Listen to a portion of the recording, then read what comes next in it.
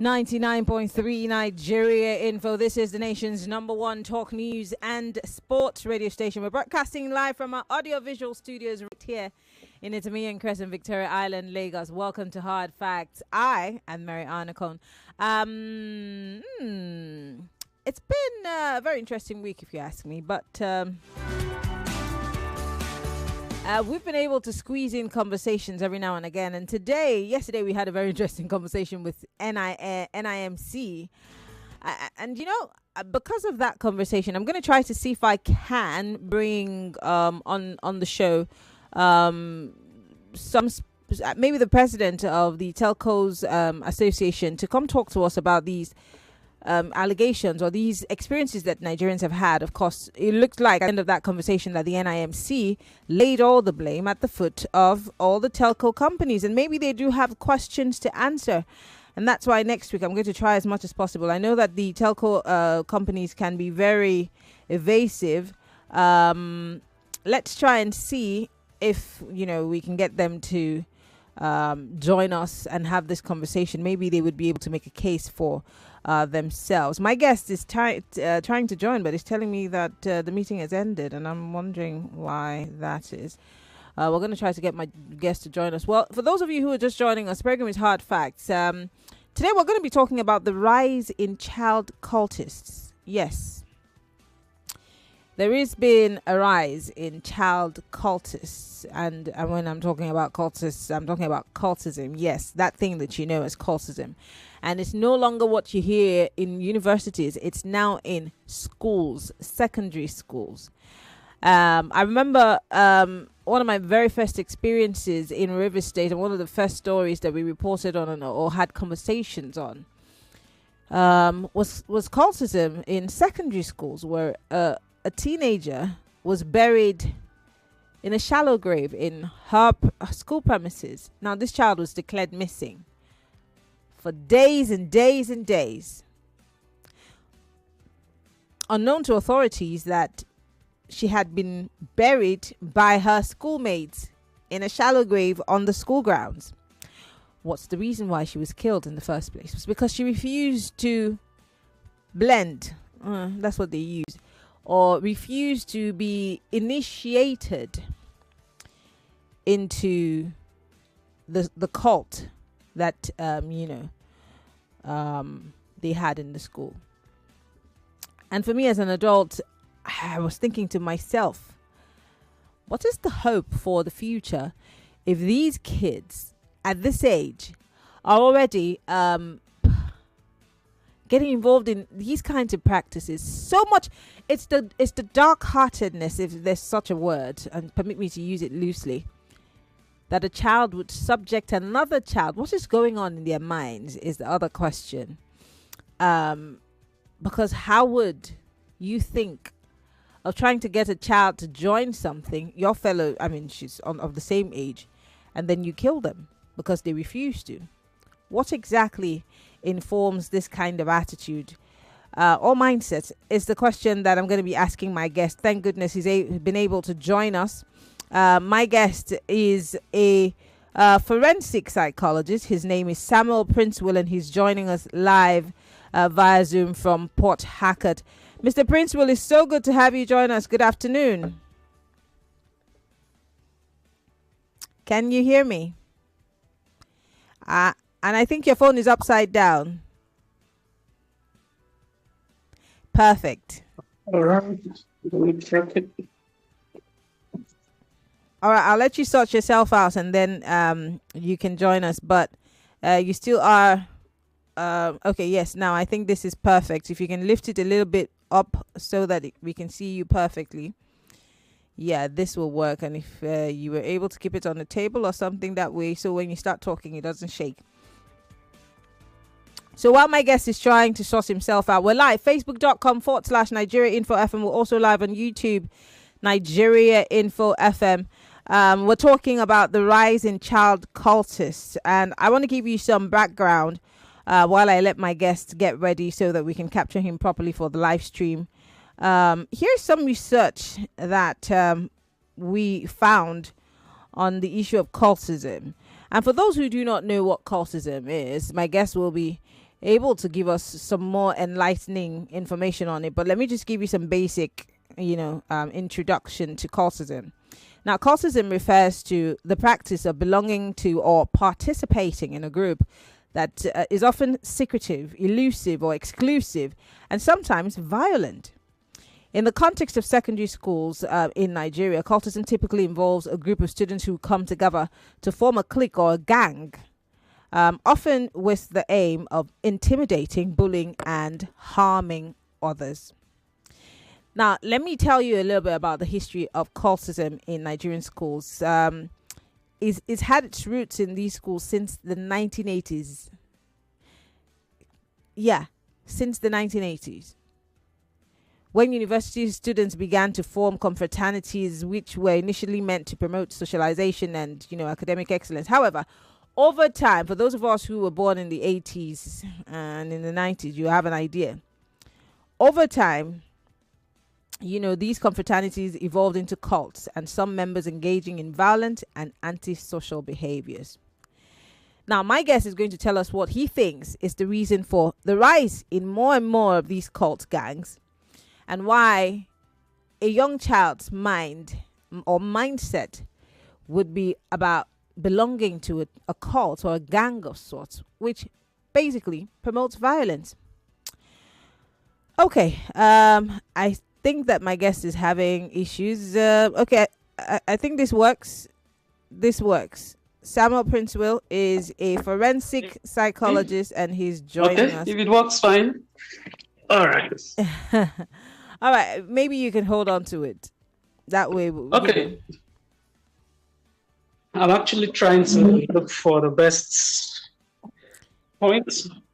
Where you are is perfect. As long as we can stream your position, I just don't want it to be wonky. All right. All right, this works. All right. Sorry for that. No problem. Samuel, let's start by. I was telling a story before you joined that. I didn't hear you clearly. Yeah, I was telling a story, and I just want to put it out again. My first experience in River State, I'd never heard of cultism in secondary schools at the time, until I went to River State, where I heard that a girl, it was a girls' school, a girl was buried in a shallow grave in a secondary school because she refused to join or be initiated into a cult. The whole time her parents were looking for her, she was reported missing. It took somebody to break within her clique of friends to say, let me take you to where her body was buried. And this is one out of many. This is the one that was, that made the news. Several others may happen, and you'd never know. And then, of course, for you who's also lived in River State, I'm sure you've heard of the Iceland and the Degbams and the killing and cutting of heads and, bodies, littered around the city every now and again. What do you think is responsible for this rise in more and more people, young people, especially at the secondary school level, wanting to join or blend into these so-called cults? Okay, thank you very much for having me. The truth about cultism among children, most especially secondary school children, is as a result of the fact that some of these bad behaviors are actually appraised. Let me bring an illustration. For instance, if you are hardworking, probably nobody will recognize that. But until you carry maybe a gun, stand at the road, say nobody is going to cross, that's when you get the attention of the government.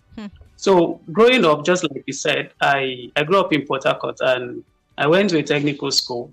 So most times you see children in technical schools who can manufacture some of these guns and all of that, intimidating teachers and all of that. So the issue of why it is rising is because first, everybody has a part, or everybody is to be blamed. The reason I'm saying that is in our churches. Samuel, are you there? I think that we're losing your connection. Can you hear me? I think that a call came through and our guest's connection has been distorted. I've personally had a terrible experience with connections, internet connections today. Globacom, MTN, just a mess. The whole week, the whole of last week into this week, the connections have been just terrible. But let's hope that we can get our guest back to join the conversation. Anyway, I think he's back with us. Samuel Princewill is a forensic psychologist, and he joins us again. Samuel, sorry we lost your connection. Go ahead. All right. So I said that when we talk about this issue of the rising in cultism among children, from the religious setting, clergymen are not talking about it. They appraise these behaviors in churches, in mosques, and some of our worship places. So it's actually a problem. Again, when we see this situation, we come to realize that the parental setting is zero. Why am I saying this? Most parents we're seeing today are children in reasoning. Children in reasoning. And it's a serious problem. Oh, Samuel, your internet is really, really bad.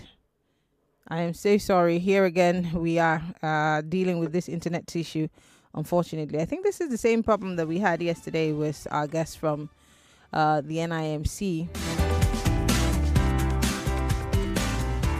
Well, while we try to get our guest's internet back on track, he's talking about the family front being responsible. He's talked about religious places of worship not taking the responsibility of talking about the issue of cultism. But what can they do is the question. And I was really waiting for him to land so that I could ask, what can the churches really do? I remember also when I lived in Uyo, I think that was just my first year in uni, or just when I graduated from secondary school. And my dad was working there. I remember the first time I saw a disarmament. That's before I even became a journalist or even went into university. There was some sort of disarmament that happened in Akwa Ibom State Polytechnic. The cultism there was deadly. And for those who went to what's that school called? Ikoto Surwa. That's what it was called. Ikoto Surwa. That's the name of that university, polytechnic. It was a terrible place when it came to cultism. And for the first time in my life, as someone who was about to go into university, I saw some sort of disarmament. And most of the young people who were disarmed at the time were brought to church for some sort of rehabilitation, which worked because I saw a lot of those guys who denounced cultism, reintegrated into society and joined churches, and they were workers in church, and their lives turned out great. But again, there are people who they would say have been rehabilitated and they still go back. So what do we do? Sam, I'm sorry once again. I think that this connection thing is going to be a problem. Yeah, he's gone again. In case you're just joining us, the program is Hard Facts, 99.3 Nigeria Info. So the telcos are saying that we should be paying money, but then the internet is crappy. Yeah, I tell you this. Today I couldn't join any meeting because my internet, both my Wi-Fi at home and my internet on my phones were just not working. And the data is counting, by the way. I have 1 terabyte Glow, but I've not been able to use it in a whole month because it doesn't work. Oh, and same thing for MTN. I got 40 gig and in 3 days they said my internet had finished. It's just a total mess. And I'm not saying you guys should not increase your tariff, but how are you increasing your tariff and then the internet is just a sham? How do we make a case for you against the NLC? Anyway, we're talking about the rise in child cultists in Nigeria, and this is happening more and more in our secondary schools. Our psychologist who's joined us via Zoom is telling us that the family and churches and religious places of worship have derelicted their duty. I think that's the word, in terms of talking about these issues. But what does talking do aside from, just preaching at them, admonishing them? What does it change? Don't forget that there are confraternities who are supposed to be some sort of socialization, a group of young people who, lift each other up. But now, these so-called confraternities have become killer squads. I remember a certain state, I'm not going to mention their name, decided, when Nigerians decided that they were going out to protest against hunger, a governor of a state allegedly paid money, called the heads of cults organizations in the state. I'll give you a hint. I'm from that state. And gave them money to make sure that nobody leaves their home to go and protest. And this is an allegation. How do we fight cultism if these kids are seeing that these are the people who are enabled, who are in some sort of cahoots or in great relationships with the powers that be? Why shouldn't they belong? That's the bigger question. But when I come back from the break, because my guest is having a hard time, with the internet, same thing that happened yesterday, you and I are going to have a talk. How are you talking to your children? What are you talking to your children about every day as they leave for school? When they come back from school, what conversations are you having with them? Do you know about the associations? Do you know the things that they're interested in? What intrigues them? Is it that rough uncle, or that uncle that seems to be very powerful because he's got a gun or he beats down people? What exactly who exactly are your children looking up to? Because that's what one of the things that determines the kind of alliances that they make, the kind of friendships that they get into, and who they want to be. Somebody was having I think it was one of the debaters yesterday that was saying how many parents are actually at home or follow up with their children's homework or even have time for their children. That's also a big question. How do we make sure that our kids are safe? Because more and more of our children are being exposed to cultism and they are joining. 99.3 Nigeria Info. This is Hard Facts. We'll be right back after this break. We're talking about the rise in child cultism across the Federation. But did we get it wrong?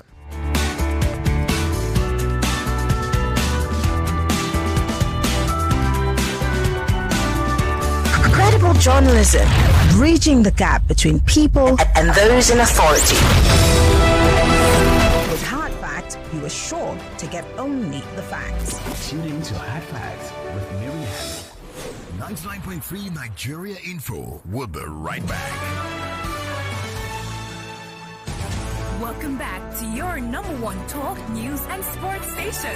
This is Nigeria Info. Nigeria Info.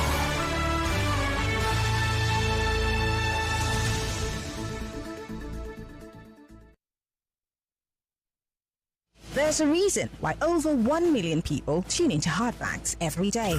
We discuss in-depth stories with sources behind the facts. The Lagos State High Court sitting in Tafawa suspended the Chicago certificate story. It's never going away, is it? Show with stories for the day.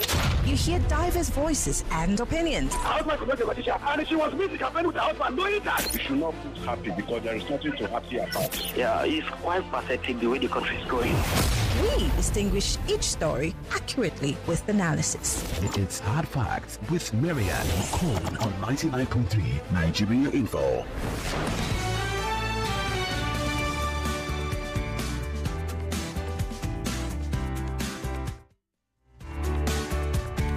All right, we're back. It's 99.3 Nigeria Info. The program is Hard Facts. I am Maryann Okon. We're talking about the rise in child cultists. Yes, across the country, not in just one part of the country, but across the country.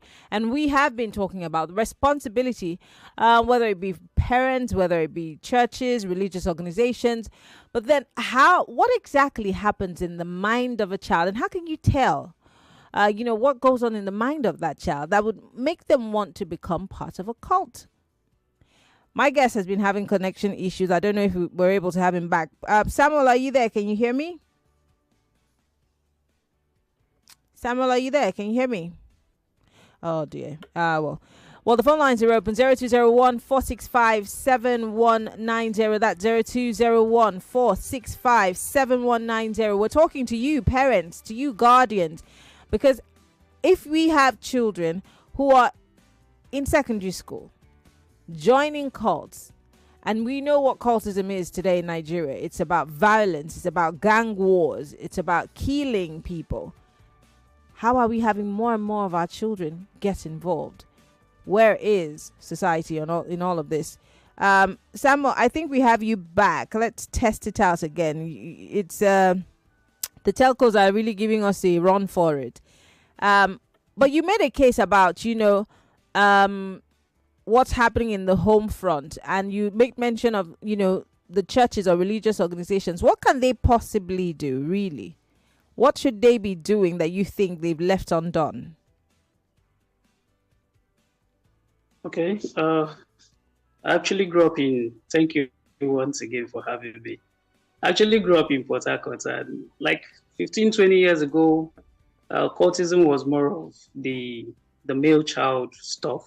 Mm-hmm. But just like you made mention, the female are now part of it. So it's both gender. And the reason why we are having this on the increase is because most parents today are actually children. What do I mean by that? Most of the people who are parents today actually did better upbringing. So it's easy for them to just raise children and no moral backing attached to these children. The religious setting has a part to play, but the major people that have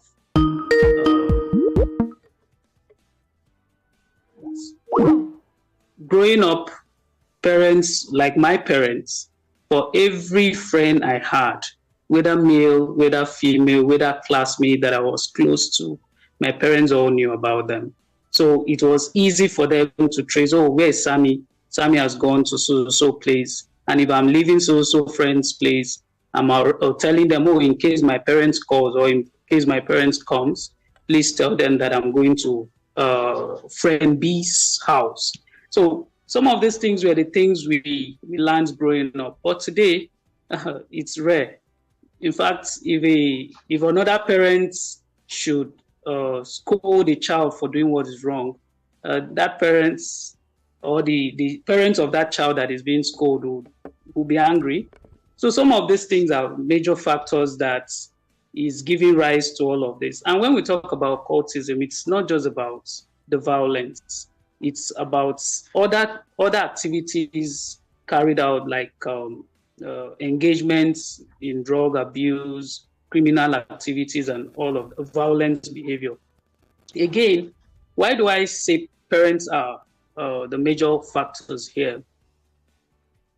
As a child is growing up, there's this tantrum children throw when if they're angry. A child will be, if it's a male child, they'll say, leave him. He's showing that he's a man and all of that. But it's a psychological disorder. It is important that if a child behaves in that manner, you call that child to order. You tell that child it's not the best way to go about it. I've seen a child that the dad was talking to the mom, and the child foams up and like he wants to beat the dad, and they said, he's a good boy and all of that. It's wrong. Some of this violent behavior are behaviors that while they were at home, parents are praised them, siblings are praised them, and it becomes a character, it becomes an habit, and they grow into becoming violent. Another thing is, when you see children, most especially male, that are violent, it's as a result of a learned behavior. They actually learned from the environment, either from their parents, from their neighbors. And that is why we have a theory known as social learning theory, where a child copies what he or she sees. And violence. In fact, growing up, I knew that cultism was more of South, probably East and West. But currently, the North is also practicing cultism. In fact, theirs is even more deadly and all of that. So when we talk about this, to address this issue, the church, for instance, where the moral fabric of our society,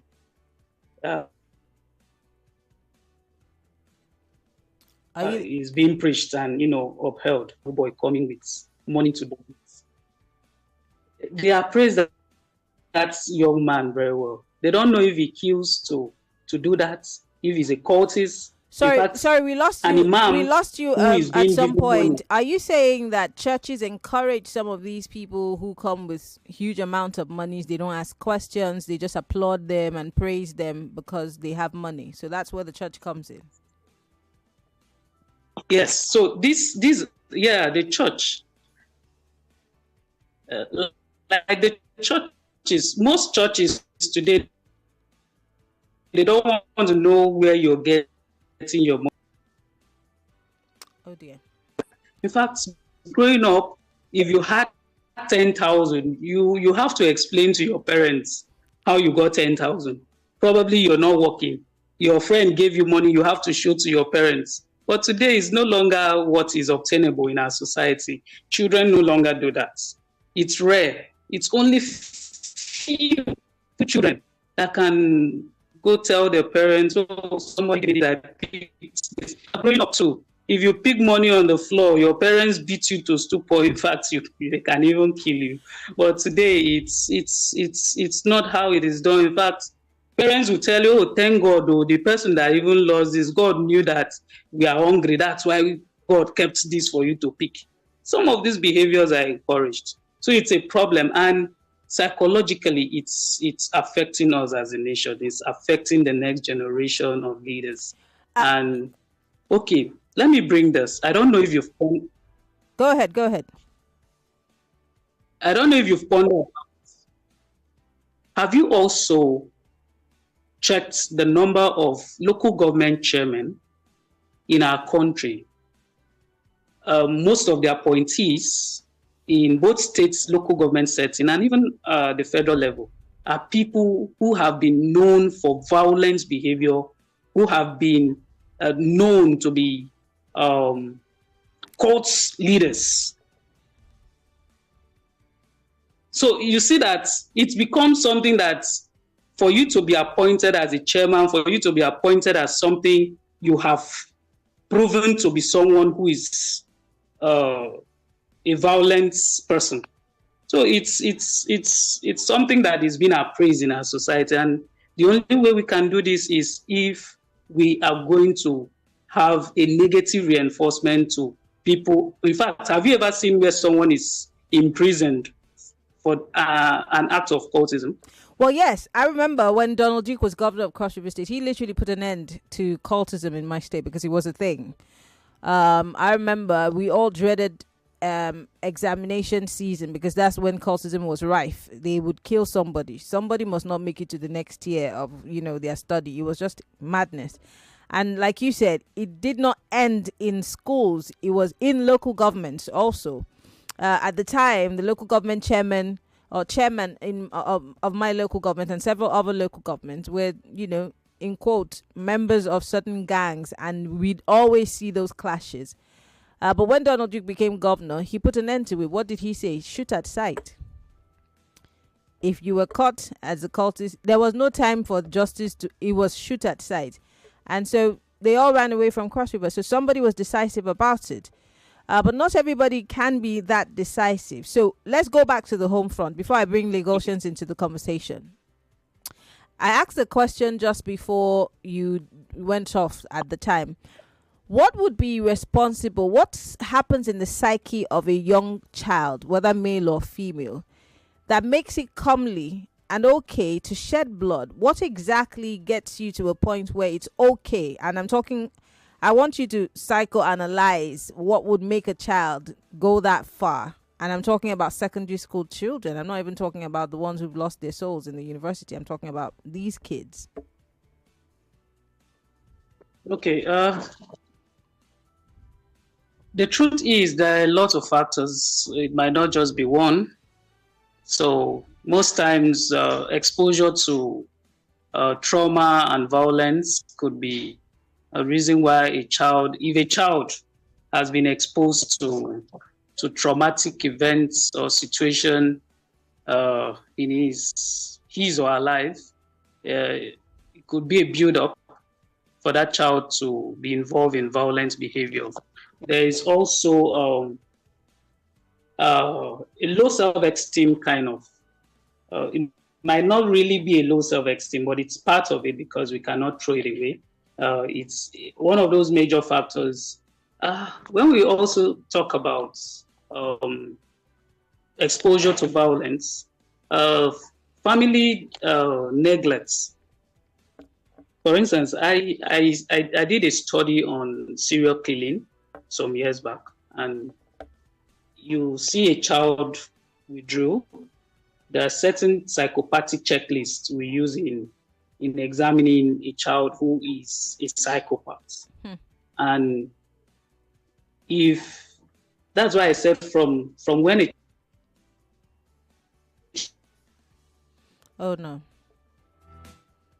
child is growing up, there are bits. If that behavior is appraised, if that behavior is not checked, because that child becomes a psychopath, must have exhibited certain psychological disorder.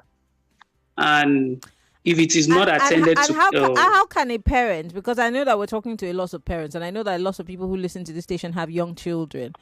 How can a parent tell that a child is behaving in a certain way? How can they pick it? Don't forget, we also live in an age and time where, everyone's busy. If they're not busy with work, they're busy on their phones or their iPads. How can you tell? What do you need to pick up from a child's attitude to tell that this child might just be on the path to psychopathy or just violence? Okay, certain times you see a child who is withdrawing. Withdrawal is very key when you're talking about a child with a psychological disorder. For instance, if... Oh my God, the internet is really, really friendly bad today. Or sociable to go on. Sorry. Can you hear me? Yes, we can hear you now. Can you hear me? Yes, we can hear you now. Okay, I said when you see a child who is sociable, who is good to be with, beginning to withdraw, it's a sign. It's for you as a parent. It's for you as a parent to call that child. But most parents, let me say this, probably it will also help. Most parents do not pay attention. You said today most parents are on the internet, come back home late and all of that. The truth is that if we pay attention to our children, let me use practically my parents. There's nothing I can't discuss with my parents growing up. When I was, how do I do this? Parents will see you as a bad child. And can you hear me? Yeah, I can hear you. Are we together? Yeah. Okay. So most of those parents, if they are not accessible, they are not approachable by their children, and it becomes a problem. So we all... dear. I'm so sorry for that, but I'm gonna try to get okay, I think we have him back. I'm gonna let you just finish this thought, then I can bring Lagos in, because the internet is not being friendly. It's not letting you talk. I don't know if someone's trying to call you. So that they have a conversation. So Samuel, I'm gonna let you land on this thought so we can take other calls. But it's very difficult to have a straight conversation with this internet service. Is really, really bad. I'm going to let you just land on this thought. The phone lines are open and people would obviously have questions. But let's go. Yeah. Well, while Samuel is trying to sort his internet out, I mean, I don't think there's anything he can do because the internet seems to be bad across board. The phone lines are open, 0201 277 0993. That's 0201 277 0993. You can also call 0201 465 7190. We're talking about the rise in child cultists. We're not talking about just general cultism, child cultists. And our forensic psychologist is here with us, of course, pointing to some things that you need to see that could be red flags that will help you begin to have conversations with your children, especially withdrawal. 0809597585 is our WhatsApp number. You could send your thoughts, you send your comments. 0809597585. Better still, you could join the conversation on our live stream on YouTube and on Facebook, Nigeria Info FM. We would like to hear from you. 60 seconds is all you have. Hello, welcome to Hard Facts. Turn off your radio. Maryann Okon, how are you today? Good afternoon. Good afternoon. Emeka is my dear from Satellite Town. Go ahead. This topic is very apt, very apt, because what you are discussing now is a potential threat or menace to the society. Mm-hmm. And parents have a lot to do to checkmate what has happened. As a matter of fact, not just parents, society has failed. And that's why it's on the rise. Because it's like your guest was trying to point out, that withdrawal. When you see children who are withdrawn at home, it tells you that something is wrong. Because usually, after initiation, most of these kids now want to be on their own. They only find solace within the same cult members. And if you're close to your children, you should be able to observe scars on their body on the day of initiation. Any child that is initiated usually have initiation marks on the body because they go through brutal process. But most parents are so busy with work, trying to make a living. Some parents don't even see their kids. Before they get home, the kids are already asleep. Early in the morning, the kids are off to work, or the kids leave the house before them. So it's only when parents form a bond with their children, and they can discuss with their children, form that friendship with their children. Then when you're observant at home, you should be able to see the signs. The signs are always there. Any parent who is observant will always see the signs. And that is the time to rein in. That is the time to not being harsh, not being confrontational, but try to have a robust, friendly discussion with the children. They'll open up to you. If there are free pressures in school from peers who want to initiate them, they'll be able to discuss with you. But if you're not friendly with them and you're far away from them, trust me, they will follow the house of their peers. And before you know it, all right. Thank you very much, Emeka, for calling. I do appreciate it. Just before I take another call, quickly, Sam, you talked about trauma also being one of the reasons why these children get involved in some of these cults. But then there is also that trauma after, because I was talking about the violence that, comes with the fact that you kill somebody that refuses to join your cult. Are you saying that, for the kids who are, like Emeka said, beaten, given marks, all of those things, the trauma is what helps them or builds that confidence for them to also shed blood? Does that... You know what I'm trying to say? Is it part of the reason why they're able to carry out such dastardly acts? The truth is, I'm not a cultist, but I've actually had interaction with with few of them, and the truth is, oh no, this for the male, most especially the male, I've actually not come across the. Can you hear me? Okay. The truth is, I have actually not come across the female cultists. But for the male, there's this masculinity kind of, you're a man, you should be able to do this and all of that. But just like Emeka said, the truth is that trauma has a very, it's a factor to violent behavior. Some of this is just to cool off. When you do a little of the study on violent crime, some of these people, if they commit this, if they do this, they feel a bit better, but they are not feeling better actually. So that's a discussion for another day. But the truth is that it's a discussion on its own because it has some ingredients in it. So when we talk about violence, when we talk about violent behavior among these children, it's that they go through a rigorous process. I'm so sorry, Sam. I'm going to have to just put a pin there because your internet is bad and I can barely hear you. So I'm going to go back to the phone lines. So if I got him right, shedding blood is some sort of way to calm the demon. Interesting. Hello, welcome to Hard Facts. Yes. Yeah, good afternoon. Good afternoon. Raprochku is my name. Go ahead. I greet your guest.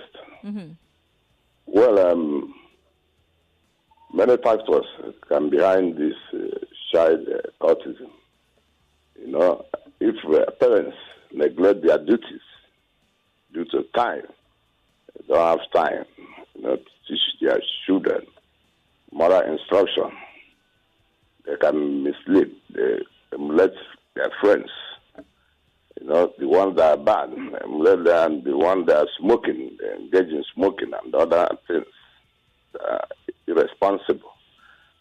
Then, if they watch this social media, another factor. They like what they saw there and what they in social media. They would like to practice it. If it's working. This social media or watch television movies. Okay. What they saw in movie. All right. Yeah, so that can contribute also. All right. Thank you very much, Rabiru, for calling. Hello, welcome to Hard Facts. Yeah, good afternoon, Maryann. Yes. You have man on the line. Go ahead. Emmanuel, so sorry about that. Do call us back if you're able to. Hello. I'm so sorry. Everyone is trying to call at the same time. Welcome to Hard Facts. Yeah, good afternoon, Maryann. Good afternoon. What's your name? Where are you calling from? Okay, this is George calling from Lekki. Go ahead. Okay, one other factor I want to put is the impurity. When there is impurity in society, whereby imagine you have a clash or you have a problem with someone who happens to be a cultist, and you go to a police station to make a report. They will just turn off a deaf ear. Or even if the person is arrested, probably there's a call from one up politician, and the next thing the person is being released.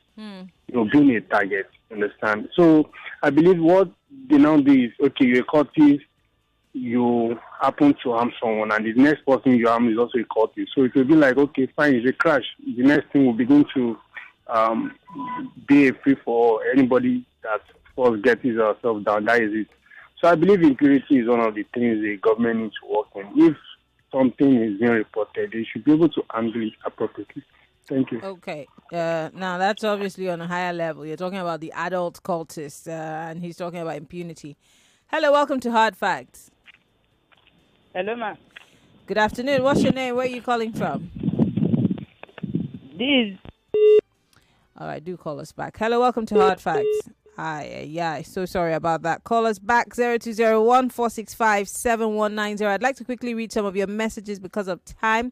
Don't forget, I Beg to Differ comes up at the top of the hour. And of course, 4 students are going to be going head to head today. You cannot afford to miss it. We'll be live on Facebook and on YouTube and on Kids FM. Someone here says, okay, somebody is saying, my name is Baby Mama from Lagos Island. Come to Lagos Island. Eye and Aye and Alora drug abuse. I'm sure he's talking about drug abuse and other things that, are part of the cultist lifestyle. Okay, thank you. Pete here from Lagos says, the art of parenting should be acquired through training, but today we have a lot of children who've become parents by accident.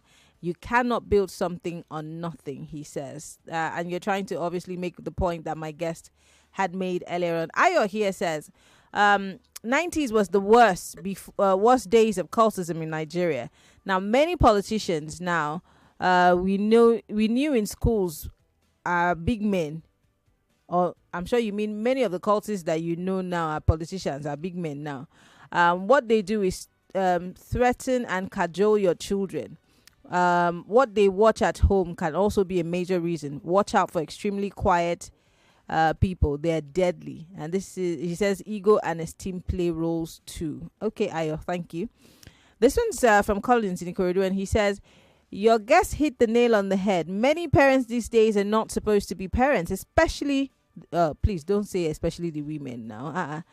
There are women who brought up men single-handedly and they became kings. Don't do that. There are also men who single-handedly brought up beautiful, good, amazing daughters. So don't do that.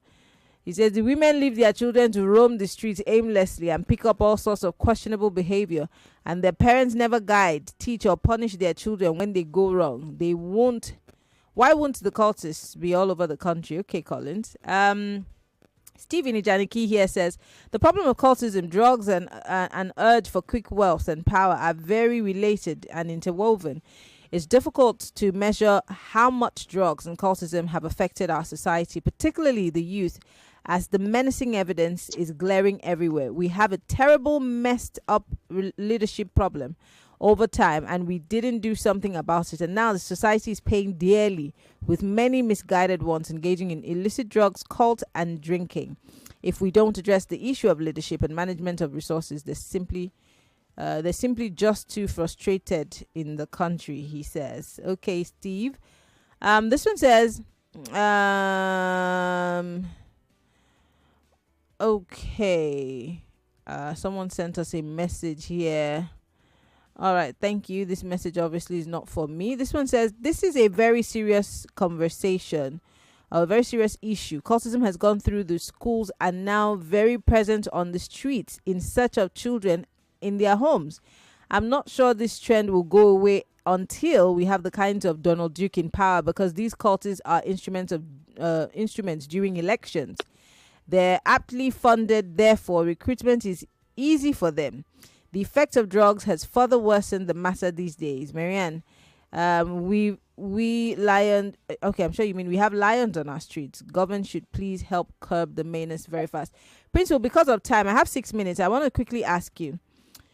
I don't know how it is in Port Harcourt, but in Lagos, we have a lot of children of school age just walking around, picking things. Some of them carry bags.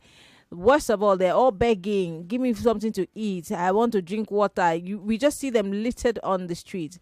And many people will say that these are the same children that can easily be also picked up and made to join these gangs or these cults, apart from the ones that you find in secondary schools. What should governments be doing in dealing with, because there's some states, in fact, if not many states across the country, have domesticated the Child Rights Act.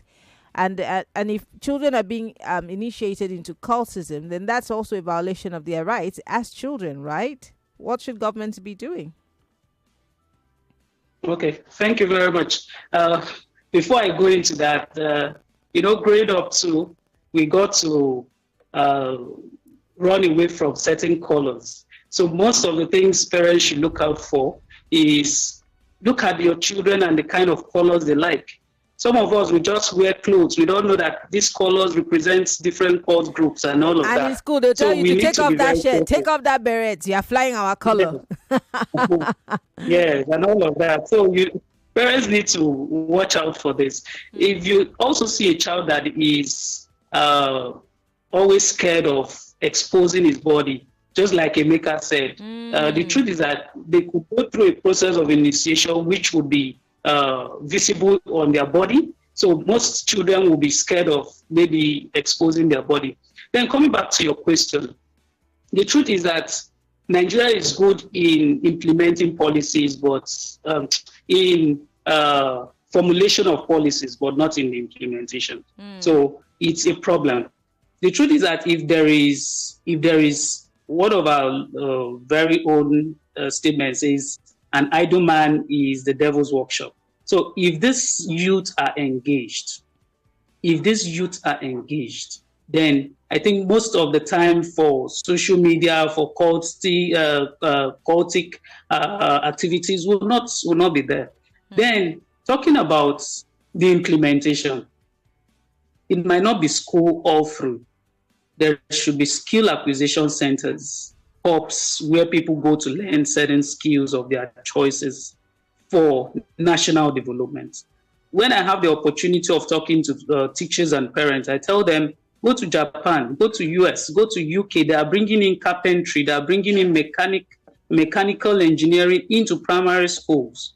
These children get to learn some of the skills. After secondary school, they perfect those skills. If they wish to go into those skills at the tertiary level, they go into it as woodwork and all of that. But we are lacking that in Nigeria, and it's a problem. Hence, beyond just formulation of policies, people should be arrested.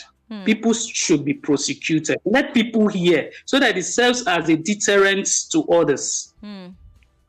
Yes, it might not be, we might not advocate for very grievous consequences, but let people be aware that let our national orientation agencies, the police and others, just like one of the callers said, if you go to the police station and you're reporting a cultism activity, you next target.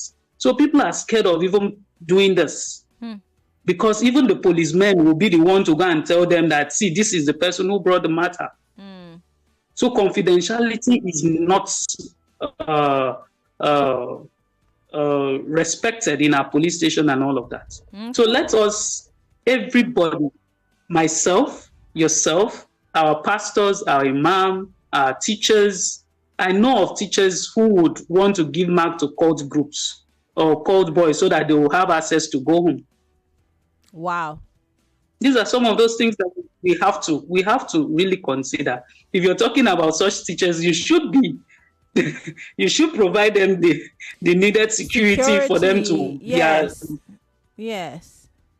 For them to know, okay, that if I'm giving this child the right score or his required score, I am not going to be violated and all of that. But wherein our teachers are not safe, they want to do anything to go home safe at least. But there are a lot of things that the government should do. Wow. But if the church, if our families are not doing theirs, what the government will do will become vain. Okay. So parents, church, then the government. All right.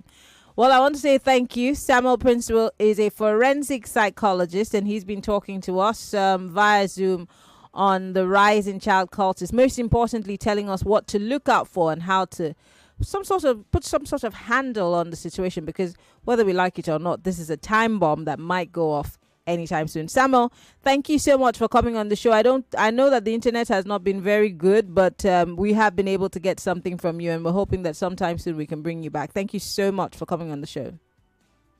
Thank you very much. All right. Well, Lagos, we'll leave it there. We'll go on a break and bring you the news at the top of the hour. And I beg to differ. The playoffs continues today with 4 students all going head to head to see who progresses to the next round. My name is Maryann Okon. Follow me on Twitter, Instagram, Threads, MIMIEYO, or better still, you can search for Maryann Okon anywhere. And of course, if I do pop up, don't forget to say hello. We'll be back on the other side of the clock. Stay tuned.